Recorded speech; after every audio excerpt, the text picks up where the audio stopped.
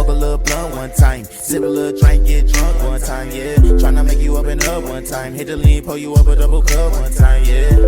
One time, one time, one time, one time, yeah. One time, one time, one time, one time, yeah.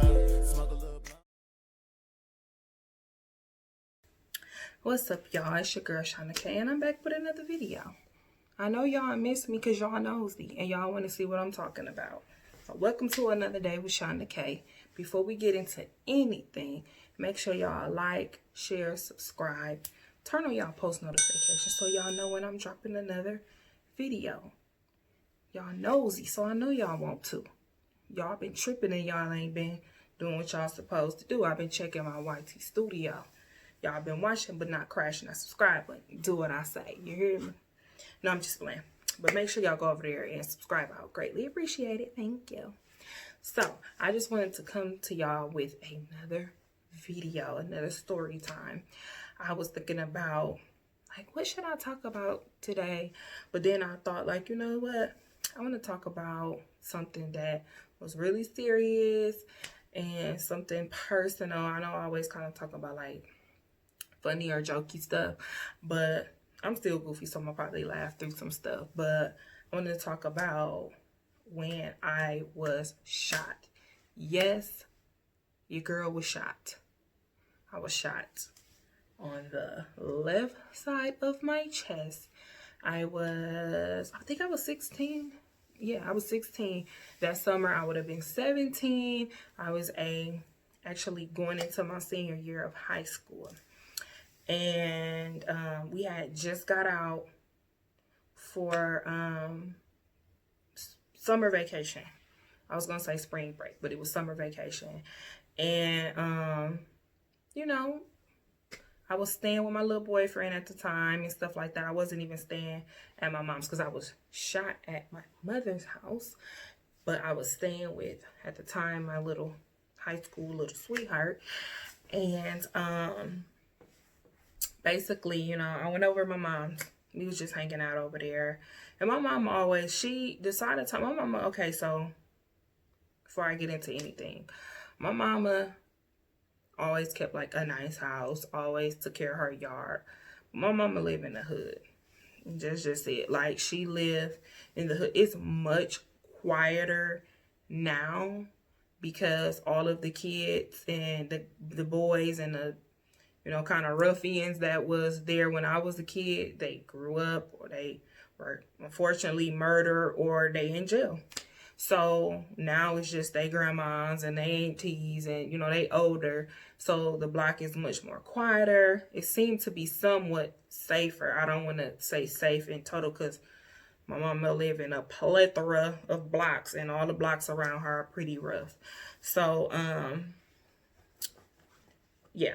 But anyways, it was much rougher back then. And that entire summer before and the summer after, there were nonstop murders on my mom's blocks. Some that we witnessed ourselves, some that we heard.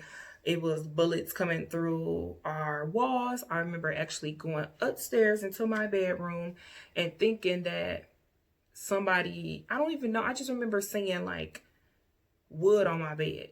Like broken up wood. And I'm like, who was on my bed? Like, as a teenager, that's the first thing I'm thinking in my little head. Like, who been on my bed? Then I realized, oh my God. Like, it was a bullet hole in the wall. The bullet literally came into the house. Like, into my room. Like, if I was sitting on my bed, up just a couple minutes before all this happened, if I would have been upstairs sitting on my bed, it would have went either here, or in the back of my head, depending on how I was laying or sitting on my bed. And I was just like, oh my God, I just completely stopped sleeping upstairs in my room. That was one thing. My neighbor to the right, oh, and to go back, at the time when the bullet came through my room, I was still staying with my mama. When I got shot, I wasn't staying with my mama because I know I said in the beginning I wasn't staying with my mama no more. But at the time, when all this stuff going on, I was staying with my mother. But the neighbor that lived right next to us, if I'm not mistaken, her daughter was like looking out the window or something. She was a young girl, young little girl, probably like 10 or something, 11. And I believe they had a shootout and killed her. She actually was like murdered, and they still was like living there because unfortunately, like, even though the neighborhood is bad sometimes, that's all people can afford. They can't just afford to like up and move. You know what I'm saying? So anyway, I was just trying to give y'all like a layout of the area that we talking about. Like, you know, it's good people.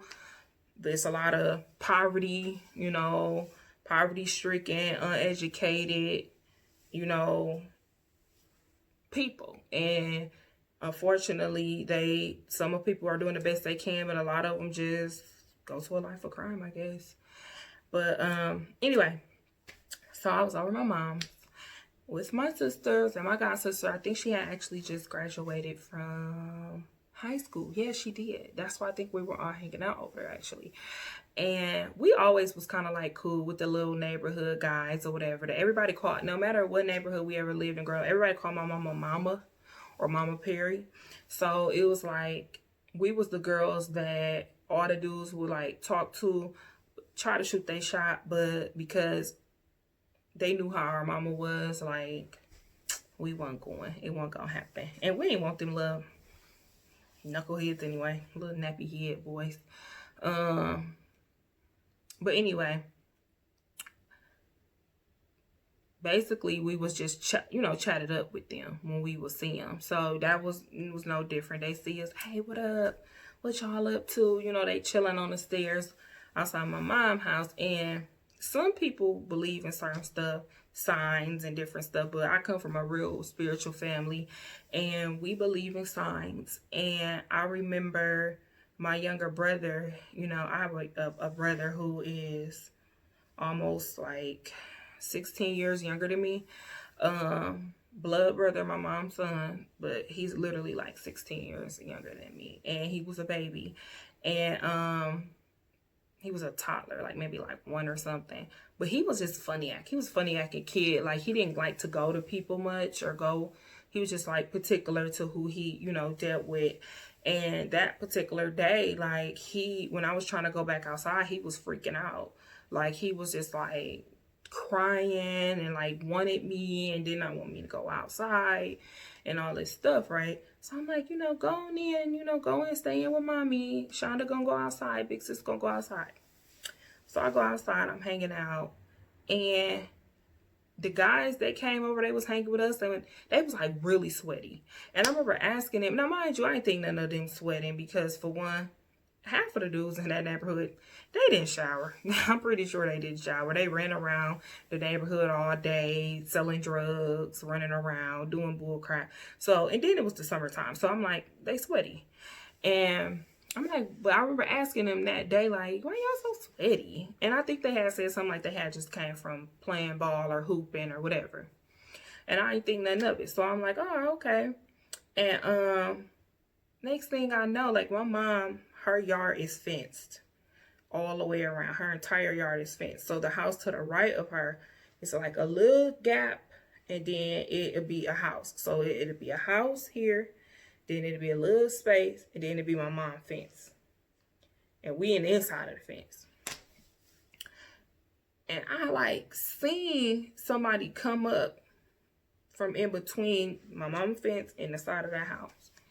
But I ain't really think nothing of it. Like, it's like it happened so, it was like, oh my God. Like, when people be like, my life flashed, it was like a flash. It was so fast. And at first, we hear the gunshot. Boom, boom, boom, boom, boom. And at first, I'm like, stunned because I'm like, is it fireworks? Like, it's the hood. They pop fireworks all year round. Like, if anybody grew up in the hood, they know that fireworks, so sometimes it's hard to deter the difference. I know people who grew up in the hood, they know what I'm talking about.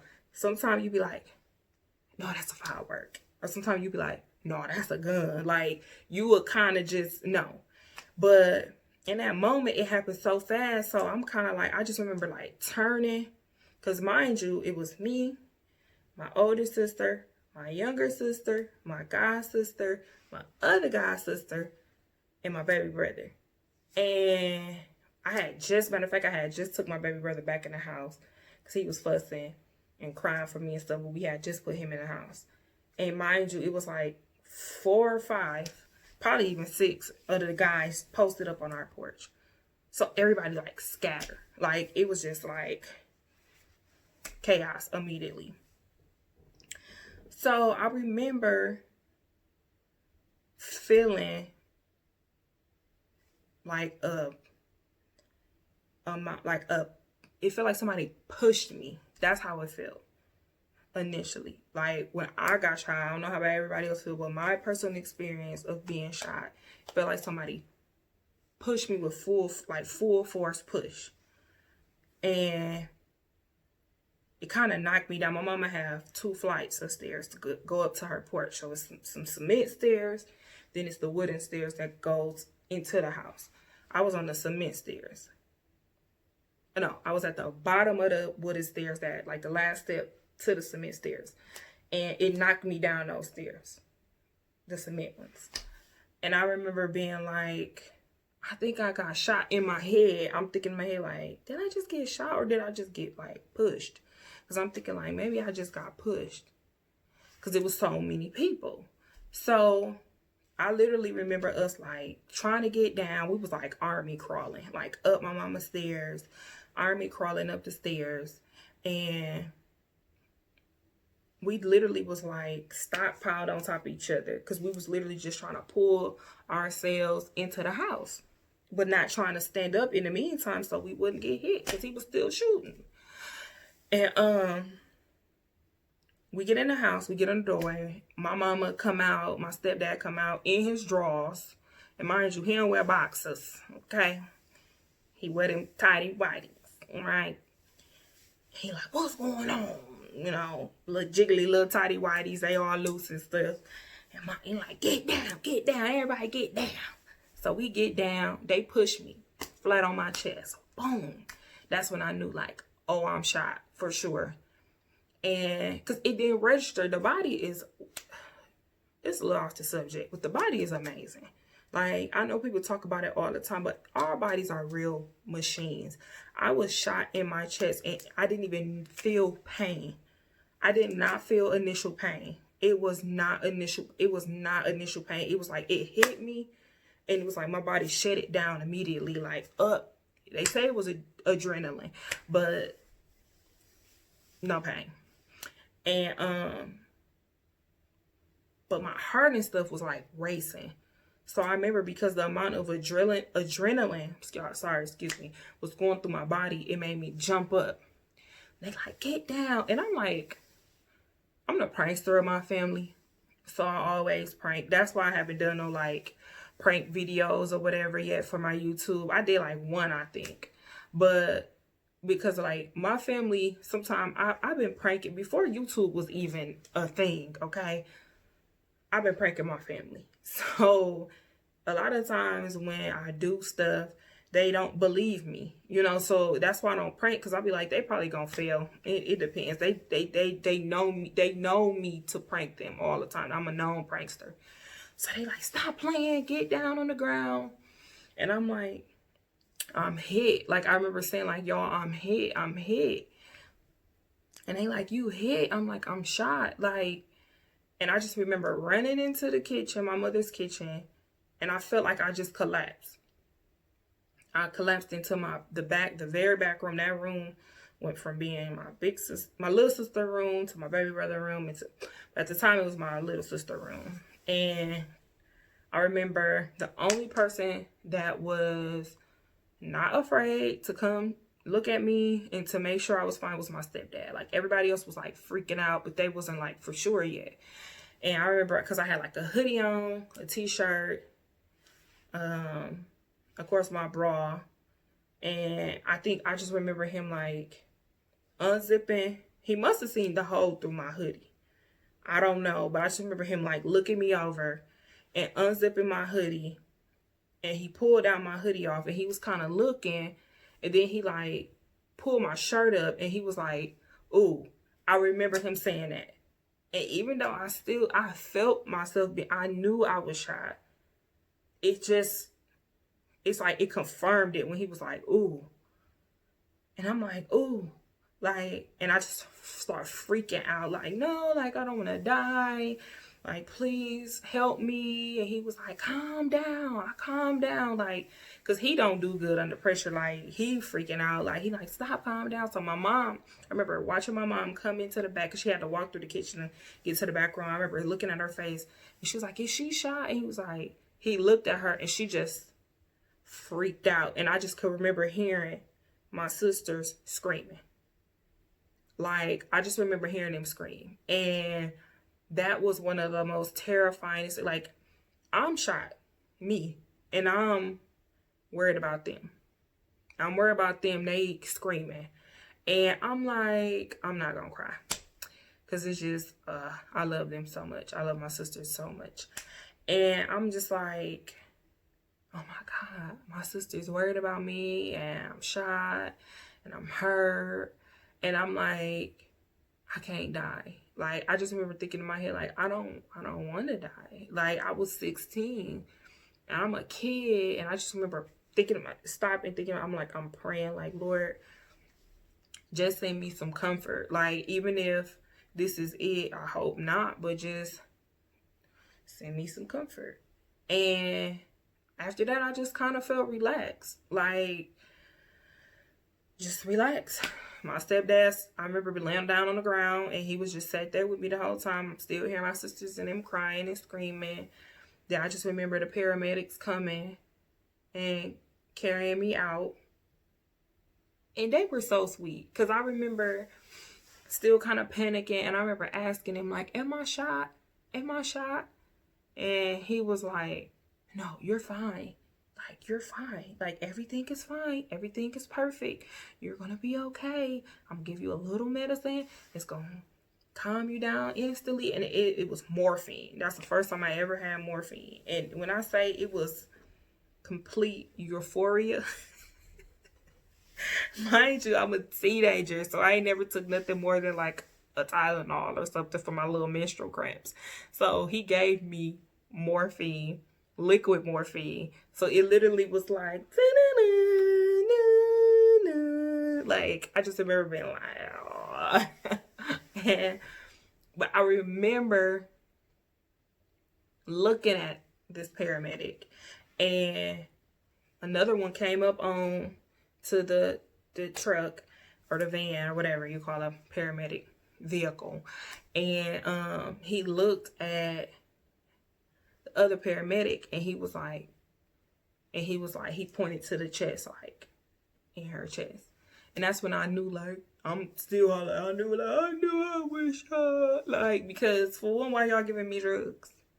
But I guess, you know, I'm a kid. To them, in my mind, I was so old, but to them, I'm just like, I'm just this kid, like, you know what I'm saying? And okay, so this is the part that tripped me out. I get rushed to Frederick Hospital. One thing I can say, doctors are amazing.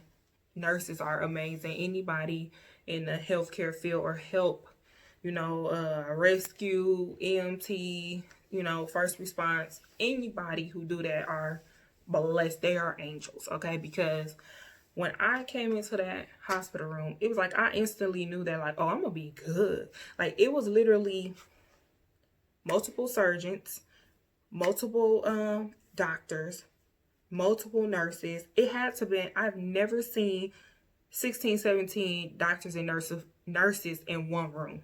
There were literally 16, 17, I'm not even over exaggerating this number, all around me. Like, when they wheeled me in, they like cutting me out of my clothes. And I was so mad because I love that hoodie. Oh man, I love that little hoodie. And cutting me out of my clothes, cutting my bra. I mean, they just cut me straight down the middle. And they had, like, they didn't even move me. They had brought the x-ray machine. Everything was in there when I got there. And instantly, once they checked me, checked where the bullet was, checked where the wound was, checked where the, you know, how deep it was or whatever, slowly the doctors start drifting out. Like, okay, this gonna be you. This gonna be for y'all. This y'all area of, you know, expertise. And so slowly the numbers start kind of, you know, down or whatever. They was giving me oxygen and stuff. And then they told me, like, you know, it entered through my breast, and I am extremely busty. Like, even back then, I'm bustier now because I got mommy boobs. I got 2 kids, and I breastfed both of my children, and I am a plus size diva. But back then, I was maybe like 170, 160, you know, but I was slim though. That's kind of a higher number, but I was still pretty slim. I just had big boobs. Like, I always had big boobs. My boobs saved my life. And I was going to get a breast reduction. I really was. And I still probably was thinking about it. But my boobs actually saved my life. The doctor said that. Like, had I not been busty, my breast being so big slowed the bullet down.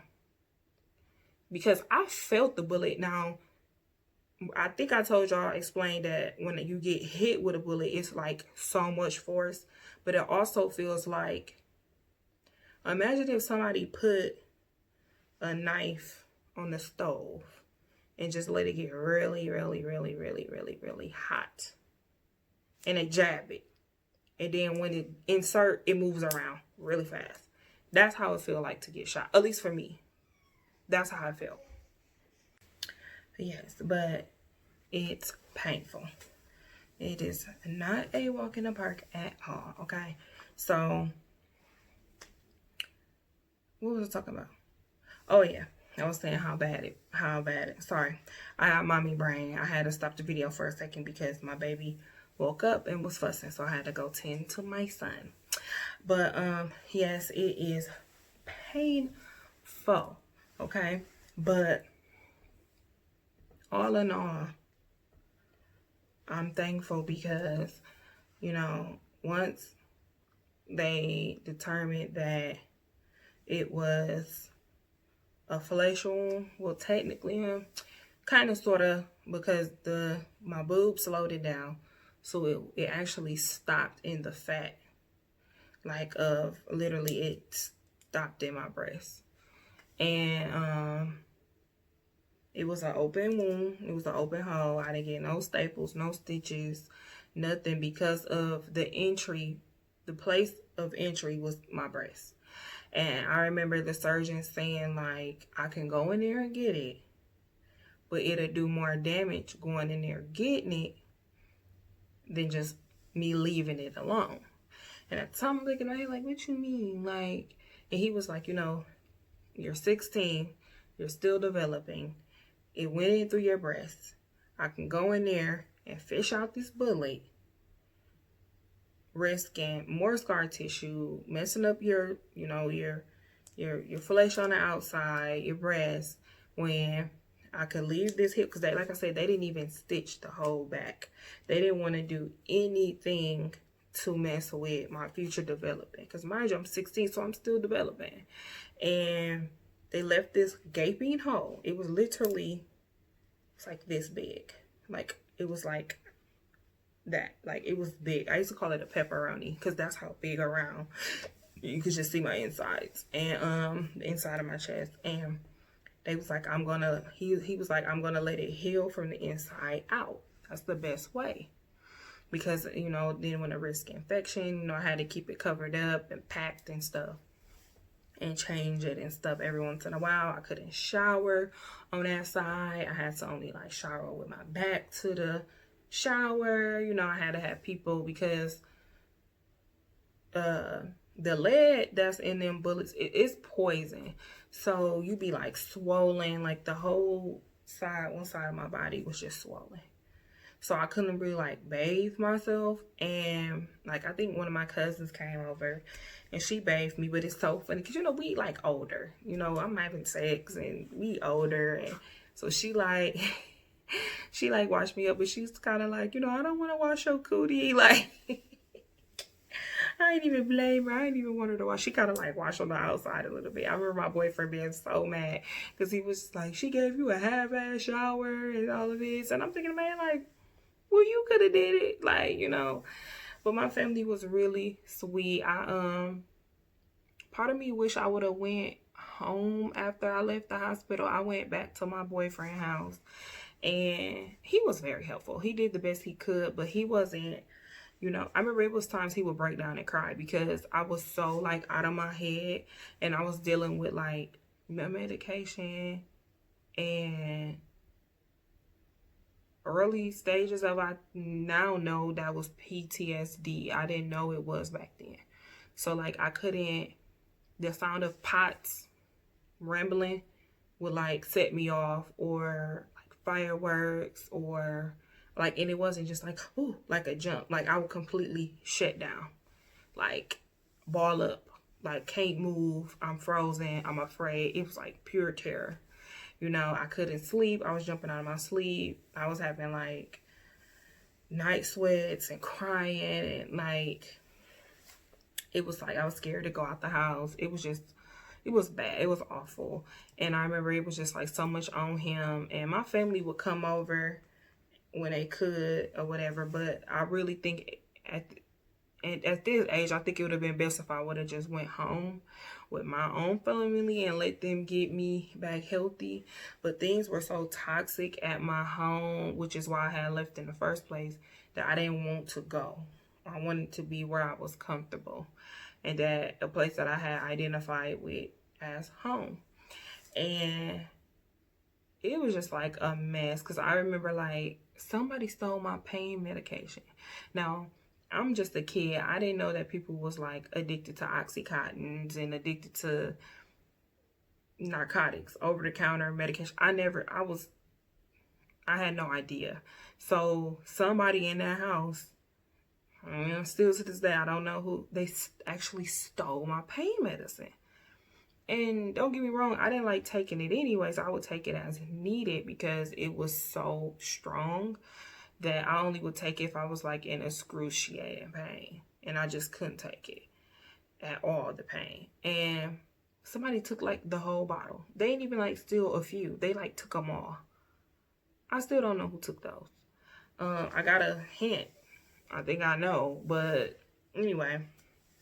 And then I remember having like now, like I said, which I know was like PTSD and panic attacks, and ambulance having to be called, and the firemen came, I think, that time.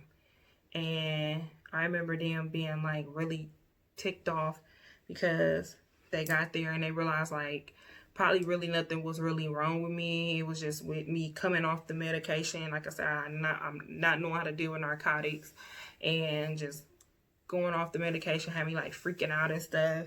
I remember them saying like in front of me like, damn, we just missed the fire. Like they'd rather been at the fire than helping me, which was awful. And they still took me to the hospital just to be on the safe side, which was an awful experience because they were like poking me nonstop. And I got like really tiny veins, so I always have problems with getting IVs. Like my veins always end up like blowing out, and I get like this black bruised up bubble, or like they like wiggling the needle around in my arm, which be like super painful. So they was doing that. Turns out, I was fine. Like I said, I was just dealing with my injury. I was hurt, That was not the best summer ever because I couldn't swim. I couldn't hang out with my friends. I'm healing from a gunshot wound.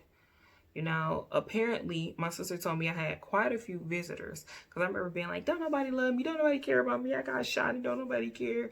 She was like, yeah, everybody came to visit you at Mama's house. Like people that we haven't seen in years came to Mama's house to visit you, but you was over here. So I was at my boyfriend's house, healing, getting better. And I was like, oh, okay. And people, like I said, I haven't seen from me, because I guess it was on the news. Apparently it was on the news. It ran across the news that I was shot. A 16-year-old was shot by the name of blah, blah, blah. And like I said, so anyway, when I was in the hospital still, because I actually got to go home the same night. That's something I always thank the Lord for. Like, I actually got wheeled in with a gunshot wound and walked out. They even offered me a wheelchair. Like, you know, we think you should be in a wheelchair just until you get better. We'll roll you out. You on medication. I'm like, I want to walk out. If I can walk and I can move my legs, I want to walk. I walked out of that room and went home. Well, to my boyfriend's house. And I was hurt, don't get me wrong, but yeah. And I just remember coming out into the waiting area with the nurse and remember seeing all my family.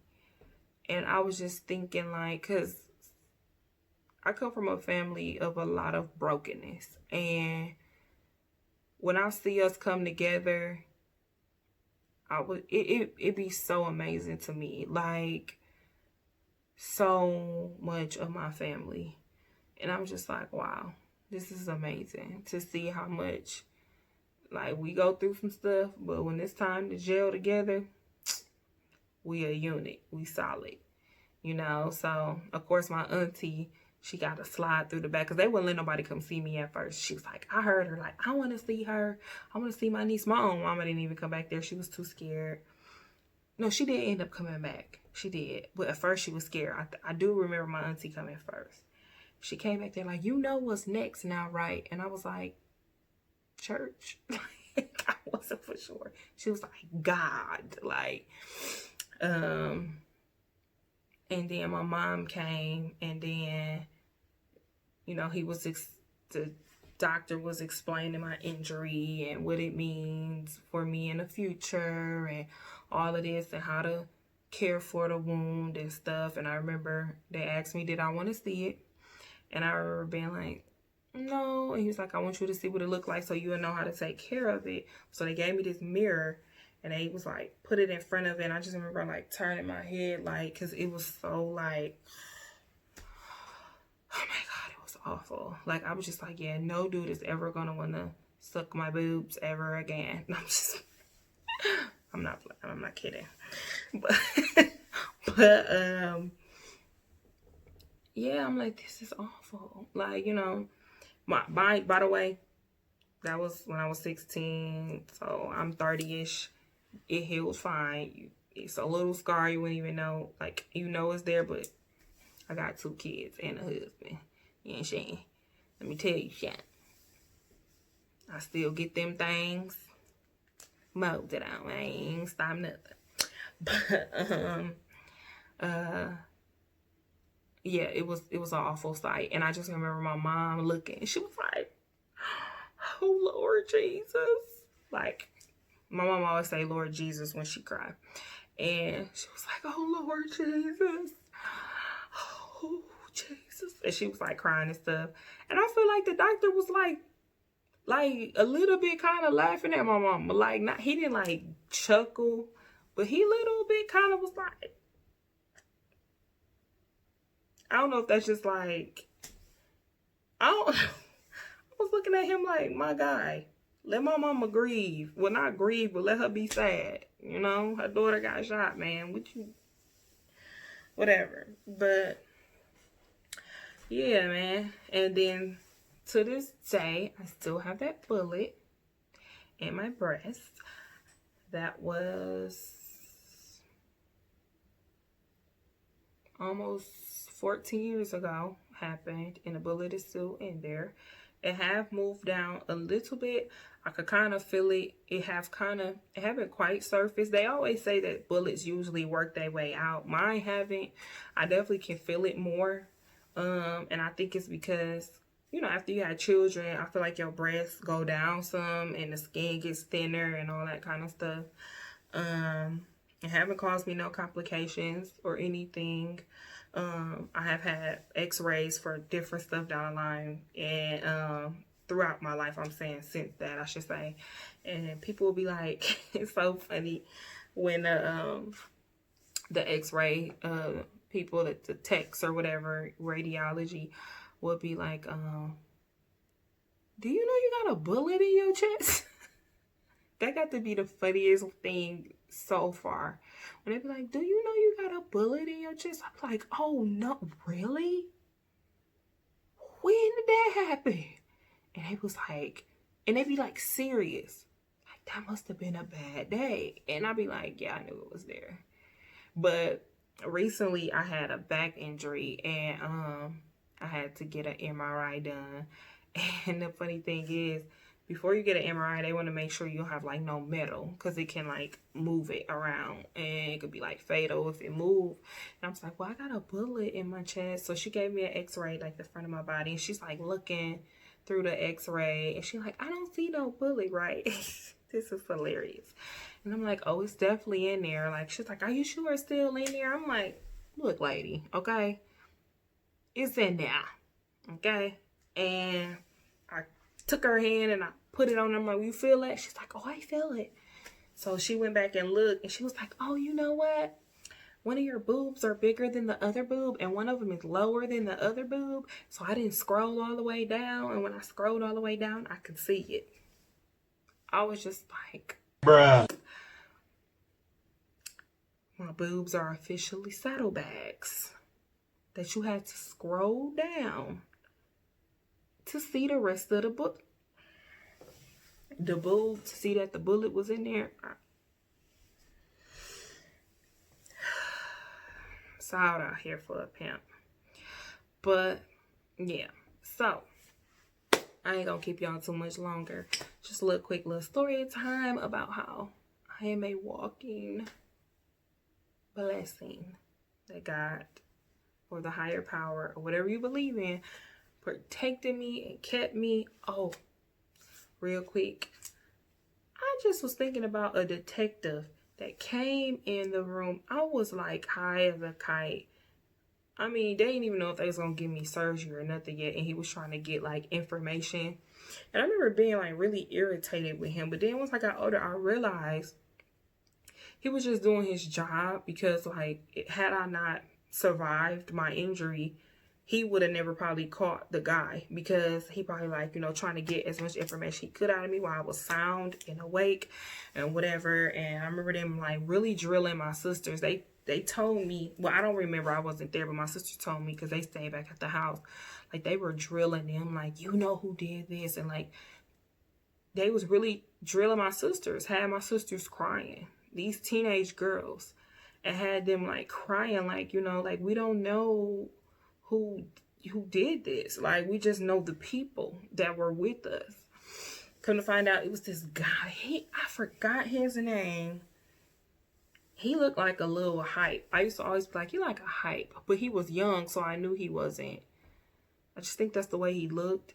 And apparently the story is, allegedly, I don't know how true this is, the guys that came and was hanging out with us, sitting on our porch, had just robbed him or his brother, or both of them or something.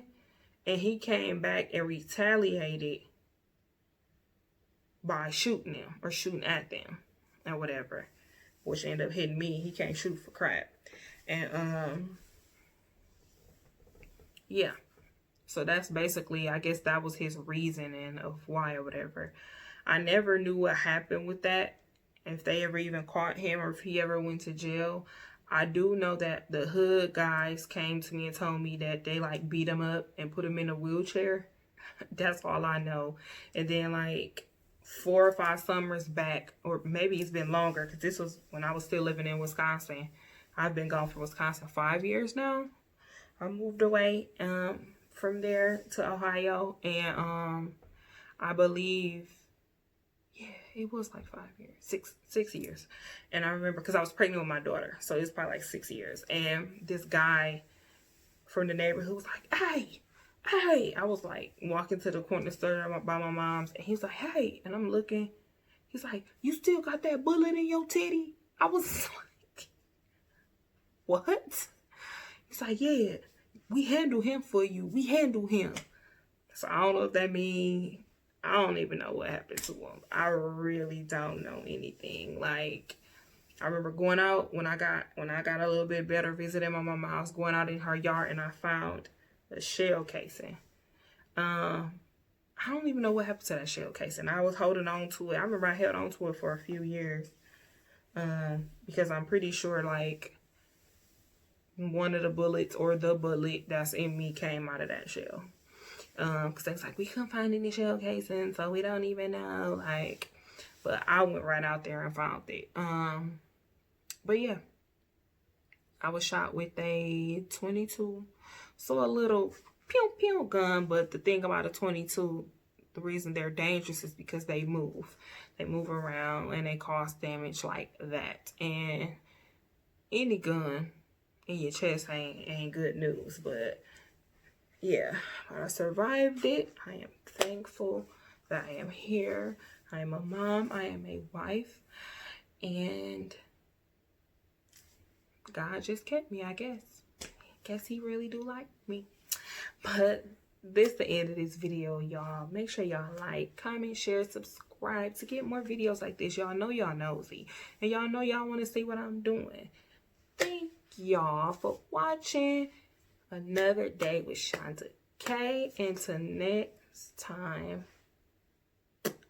Peace, y'all. Sip a little drink, get drunk one time, yeah. Smoke a little blunt one time. Sip a little drink, get drunk one time, yeah. Tryna make you open up one time. Hit the lean, pour you up a double cup one time, yeah. One time, one time, one time, one time, yeah. One time, one time, one time, one time.